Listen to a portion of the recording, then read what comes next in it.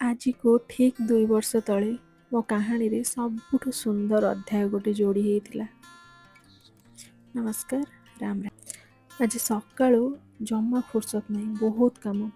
ତା ଭିତରେ ସମୟ ବାହାର କରିକି ଭିଡ଼ିଓ କରୁଛି। ମୁଁ ଏପଟେ ଠାକୁରଙ୍କ ପାଇଁ ଟିକେ ଶିରା ତିଆରି କରୁଥିଲି, ଭୋଗ ଲଗେଇବି ବୋଲି। ଆଉ ରୁଦ୍ରାଂଶର ବାପା ସେପଟେ ତାଙ୍କ କାମରେ ଲାଗିଥିଲେ। ଆଜି ପ୍ରଭୁଙ୍କ ପାଖରେ ମୋର ଖାଲି ଗୋଟିଏ ମାଗଣୀ, ମୋ ପିଲାକୁ ଘଣ୍ଟ ଘୋଡ଼େଇ ରଖିଥିବ।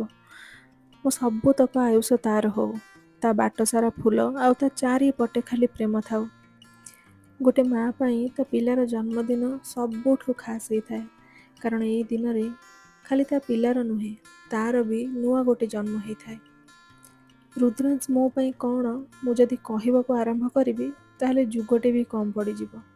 କିନ୍ତୁ ଏବେ ମୋ ପାଖରେ କିଛି ଶବ୍ଦ ନାହିଁ କହିବାକୁ।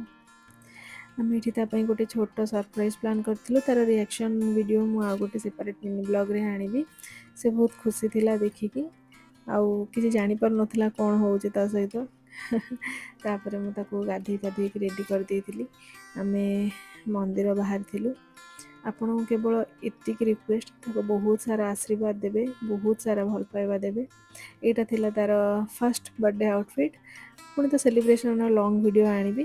ଆଜି ପାଇଁ ଏତିକି, ରହିଲି, ନମସ୍କାର।